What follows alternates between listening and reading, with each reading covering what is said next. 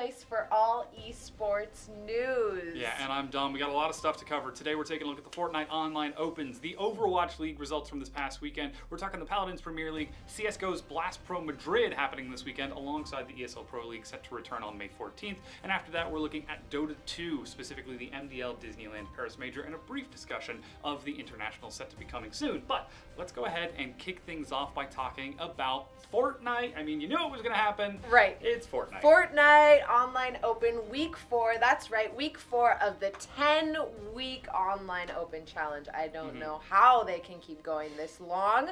For the North America East, we had Energy Zat and Ghost Saf taking first place. Second went to Tempo Brush and Tempo Sizz Lucky. And third went to Nate Hill and FaZe Funk. In the North America West, we had King Leno and King Barl took first place. Second place went to FAHZ Extinct and Carson CBC. Okay, moving on to the European League, we had E11 Shinken. Yeah. And E11 And Stompy taking first place. The second went to Gabbit and Fambi. Third went to Cooker, Narox, and Aqua. This is the ongoing 10-week challenge, and the next week is going to continue July 26th through 28th. Yeah, and again, like you said, this is week 4 that happened this past weekend out of 10. Every week features $1 million that's distributed amongst all of the regions, so there's still plenty of opportunity for teams to compete. Exactly. I'd like to keep my eye on the E11 team from Europe, who are a good 10 points ahead of their contenders that we've listed. But if we take a look at over in the Oceania region, the top duo Jam, Zerez, and Geese have 132 points. So they're head and shoulders above the rest. Yeah, and there is a lot still going on with the Fortnite Online Opens, especially Some leading scandals. up towards the World Cup. Yeah, there's been some discussion about players again being I guess, kicked out of the prize pool. I think it's a grand total of about 700-ish players received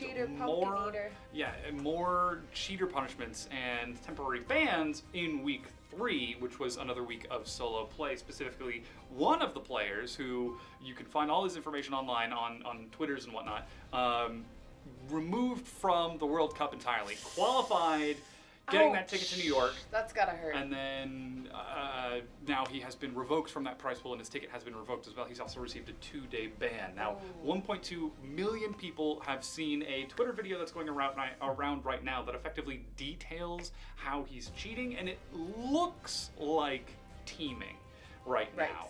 As a solos tournament, when you and your opponent drop into one area, both of you pick up guns, you're expected to engage in a firefight. Well, the player in question picked up his gun, saw supposedly someone who was teaming with him, who then proceeded to walk past a gun and attack a wall a few times, and then attack a chest, and then pick up a gun. And by the time he finally turned around, he was already dead because he was out in the open, not actually engaging in a firefight. Right. And almost immediately after that, a third player ended up dropping down, picked up a gun, and proceeded. I say pretended because it really looks like it. I mean, when you're at this point, if you're in the online or you're in the online World Open, you should know how to play. Exactly. So how can you miss? He picks up the gun and then he proceeds to shoot the cover at which the player's at. He's in the middle of the open. No cover, no walls, no defensive materials or anything. Just picks up a gun, shoots cover, and immediately dies afterwards. So it looks pretty blatant. Yeah, it kind of seems to me like perhaps the popularity of Fortnite has kind of grown this cheating environment. People are able to cheat. Cheating's really easy. They know names. Hey, let me help you out. I know who you are. Again, because Fortnite is so ubiquitous and so large, it's incredibly difficult to police. Right. Because there are systems in place to try to prevent teaming and prevent actual aimbots and actual hacking and acquiring information that would otherwise not be accessible to your base players. Right. But Epic Games seems to be behind the curve on an online open in that they're trying to prevent teaming for gaining points. And what this basically means is that, I think you already said it just now, if you play at the highest level, you see a lot of the same faces. You participate in that community a whole bunch. You know everyone by name. So if you get to round 3 or round 4, you see, hey, I'm falling behind this week, but my friend, who I've played against a whole bunch, is already he's 1 or 2 kills away. I think I'll just accidentally drop my gun. Oops. Or something like that. Because I imagine in the future, if I were in the same situation, he would do the same thing for me. He would do the same. But then that brings into question, is his win still valid if somebody gives him the kill? And ultimately, Epic Games has said no. They've looked at that footage, they've looked at the replay, and they have revoked his chance to come back in. Where people are really unhappy is that they've removed his prizes and his opportunity to go to the actual World Cup, but they've only given him a 2-week ban. Oh yeah, 2-week suspension, so he can come back in and start playing again. Exactly. It's unclear whether or not he'll be able to compete in the online opens after the 2-week ban lifts. Right. The player in question has already been dropped from his professional team, which is kind of unfortunate, but he's still a very, very talented player. Right. As a free agent, he might still be able to qualify independently. So it is a very awkward situation when you really shake into doubt, because Epic doesn't want to take a super hard stance and say, no, you are permabanned, there's no coming back, because then that suddenly alienates perhaps a really popular player, a whole community a younger of viewers, audience. a younger audience.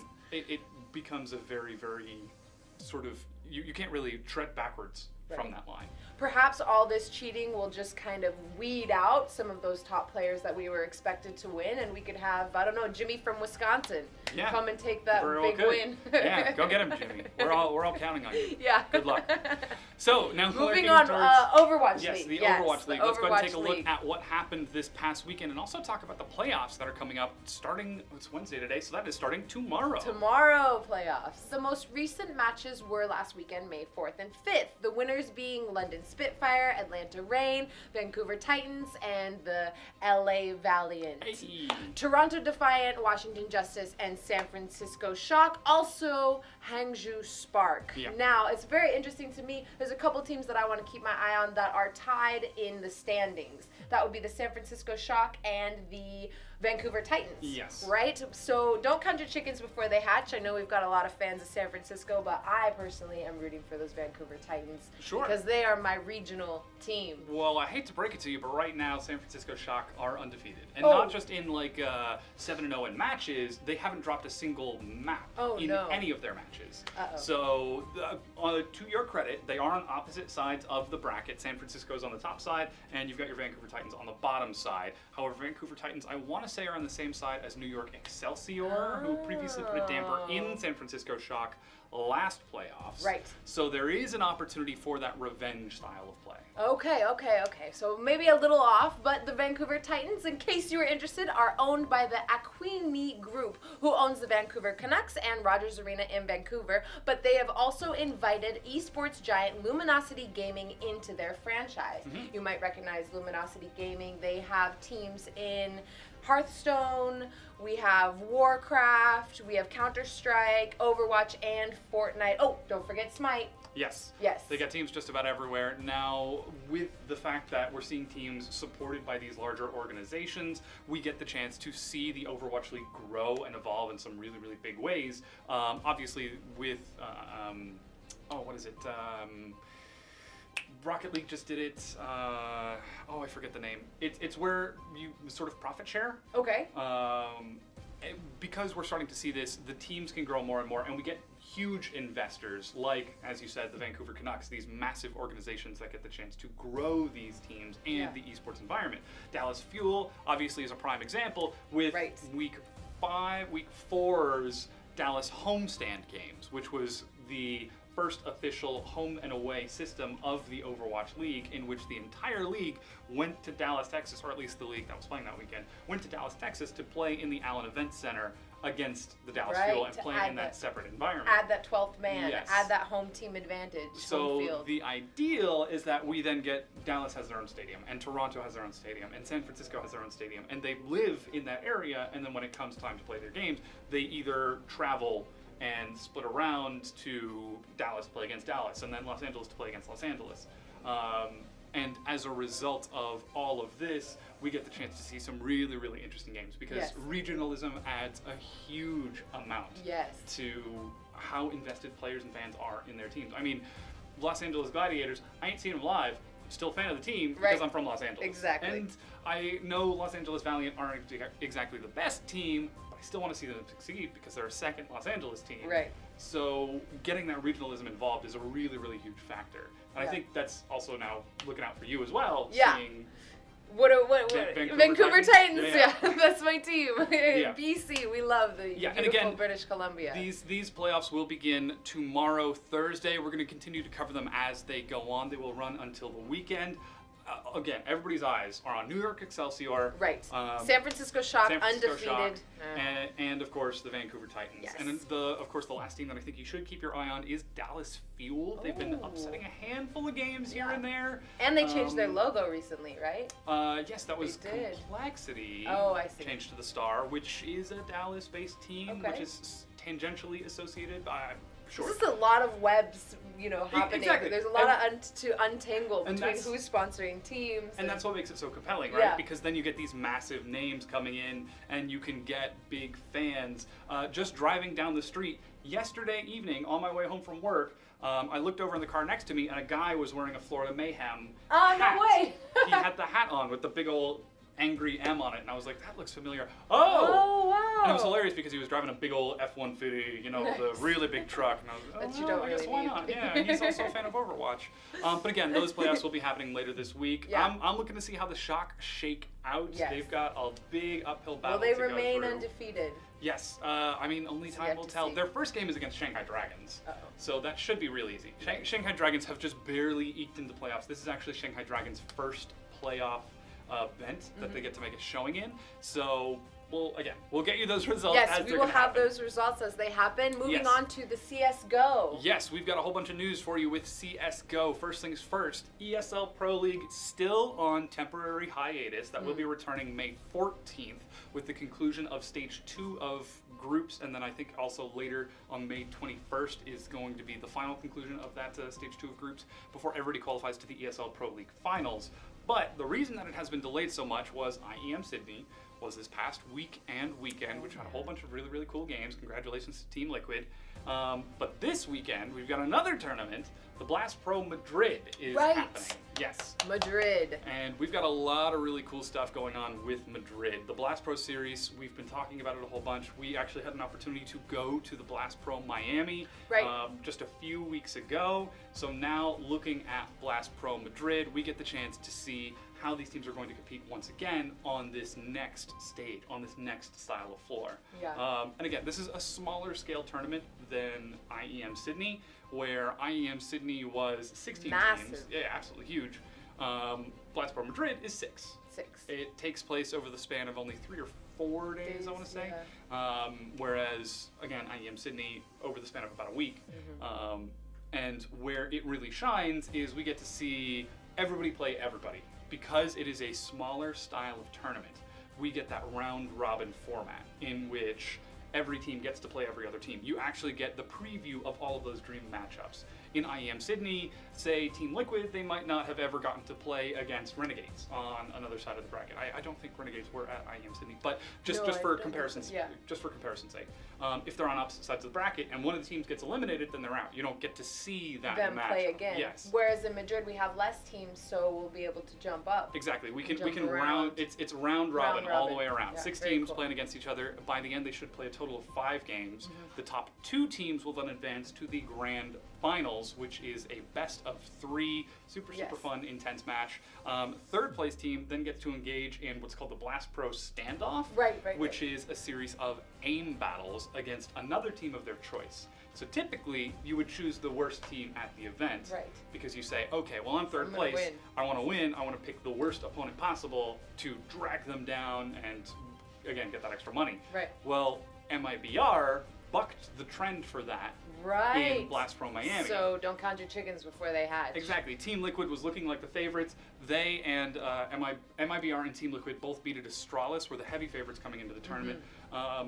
And as Team Liquid was clearing away the competition, Team Liquid and MIBR ended up clashing. MIBR took an early lead, but Team Liquid was able to bring it back and win that series to advance to the grand finals, dropping MIBR into 3rd place. But instead of picking a last place team, MIBR picked Team Liquid to play against in the Blast Pro Standoff.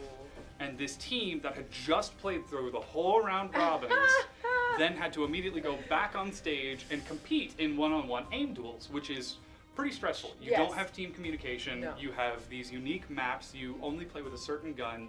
And it's supposed to be for fun, but when you're playing against another team that's like, we've already been eliminated, we're going to go hard and we're going to go fun. Yeah.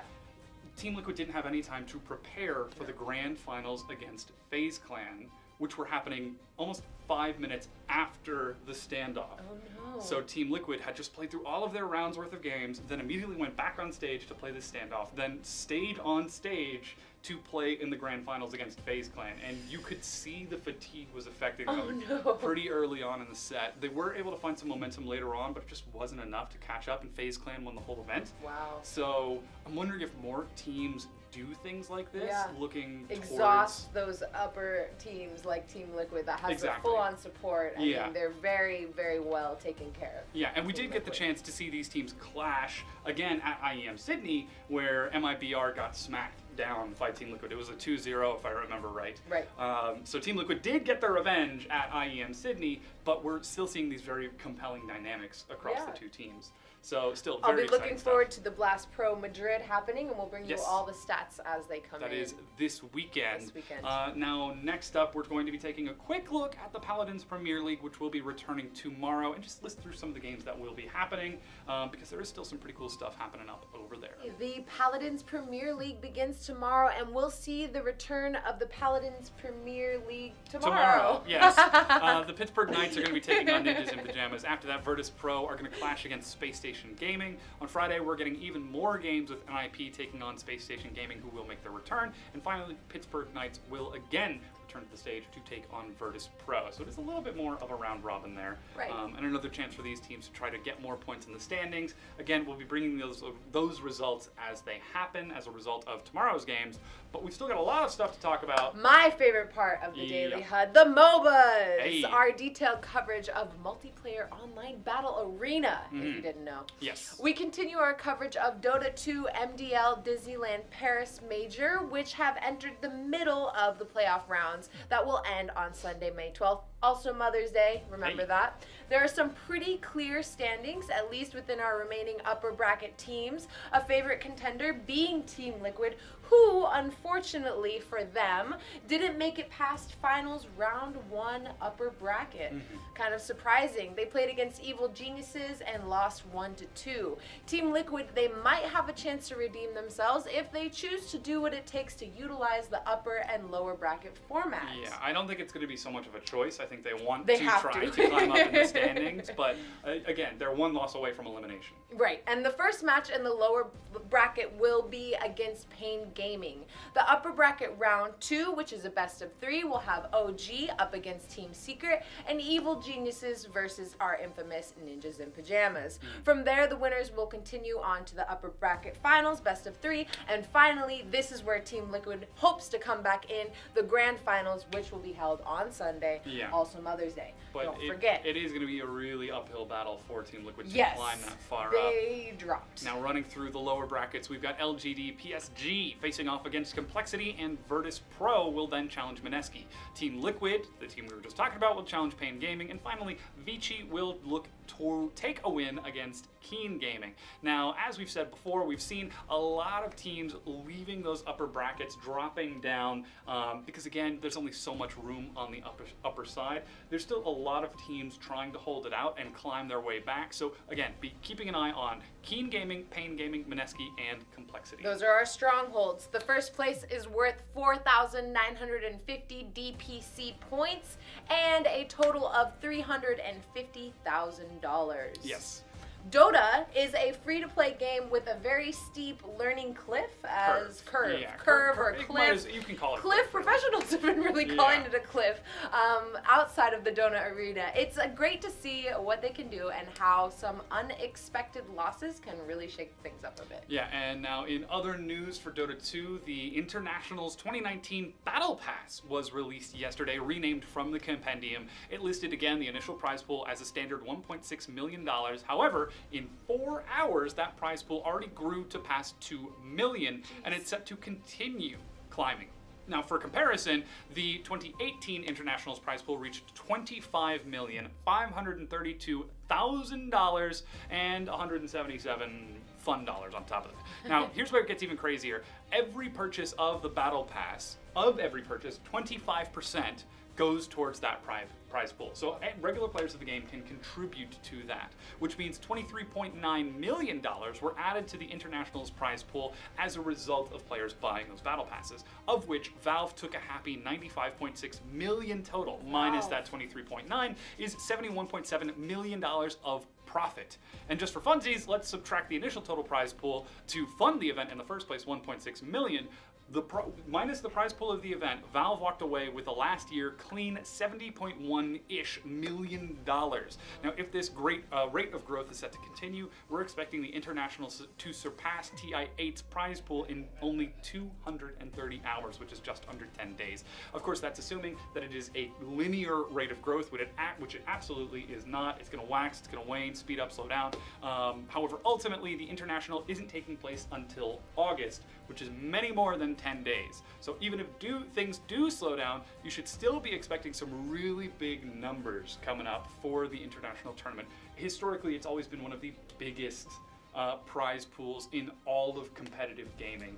It almost always turns heads, and recently Fortnite has begun to turn a couple of heads with their $30 million prize pool for the World Cup. Well, the International did $26 million last year. Right.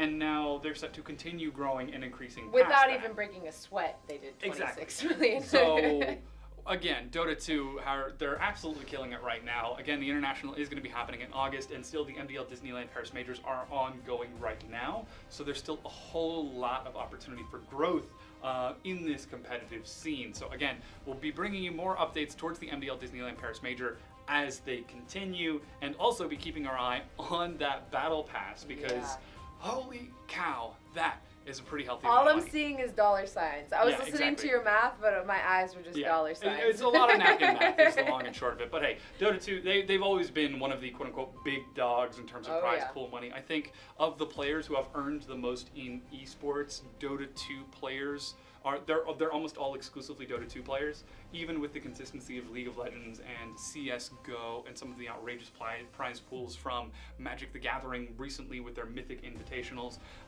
It's still got to be Dota 2. So Valve Gaming, this is their big cash cow? It very well could be. I mean, they're not making any other games. Well, so. that we know of. Right. Looking towards Valve, they did just announce their new VR headset, the Index, which hopefully should be able to turn them a little bit of a profit. It's angled towards VR enthusiasts, so it is pretty expensive, but they claim that it is worth it for the experience. In addition, as of 2017, Valve did say that they were working on, I believe the phrase was 3 flagship VR titles, or it might have been 3 premier VR titles. We don't know if that's new franchises or old franchises. It could be Half-Life 3. It could be Left 4 Dead 3. A trailer did appear on the internet last week from an unlabeled, unlicensed account that was created about an hour beforehand that just uploaded one video that looks like Left 4 Dead 3. Safe room, ransacked, absolutely gorgeous settings and effects, car alarm going off, and of course it ends with the iconic zombie hand held up in the sky. So how awesome would it be to be able to play a zombie horde survival game in VR? In VR. Yes, but again, that's purely speculation. We don't know. E3, well, I don't know about you, but they left me hanging in Half-Life 2, so I'm waiting for that. Yeah, 7 years. Yeah, well, they had Half-Life 1, they had Half-Life 2, then they were like, you know what, we'll do Half-Life 3 episodically with Episode 1 and Episode 2, and then Episode 2 also ended on a cliffhanger, which didn't resolve anything. Oh, no.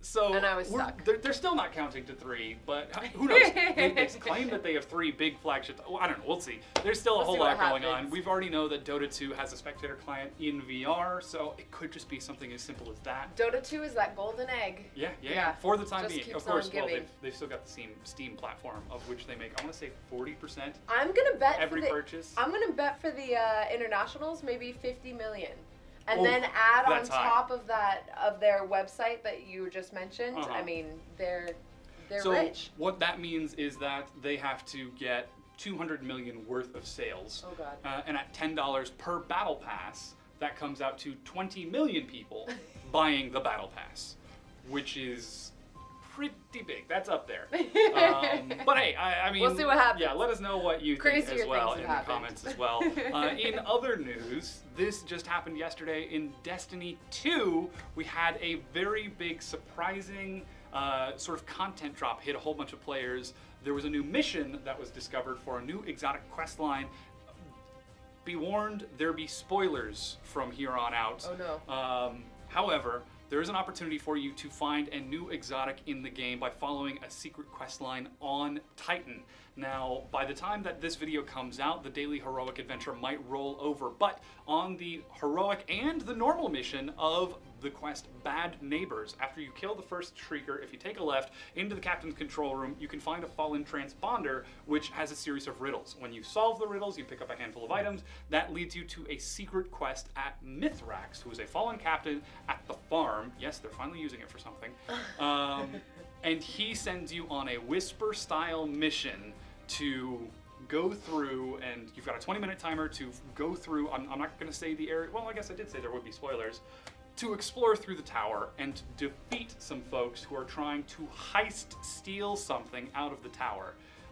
It's very exciting and very compelling. I absolutely recommend that you try to go through it blind if you can. I'm not going to reveal any of the puzzles or challenges that are inside of it because it is Whisper style, but absolutely fantastic. I got home at about 5:30 yesterday and went to bed at about 1:30, which is a good 8 hours straight. And as I went to bed, I realized I didn't actually eat anything. Oh no! Because I was just running the mission over and over, trying to figure it out, trying to get to the boss, and it's super, super awesome. Highly recommend it. Great job, Bungie, on bringing more content like this to us, the fans, the people who are playing your game. Keep up the great work. Thank you for yes. that. That reminds me of when I play Mortal Kombat and I don't blink.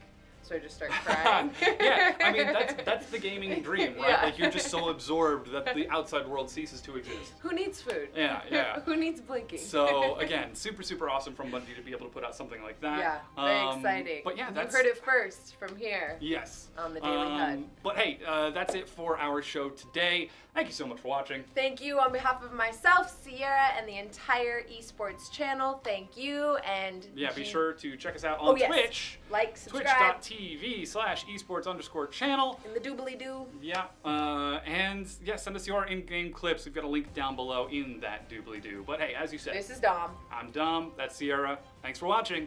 GG. GG.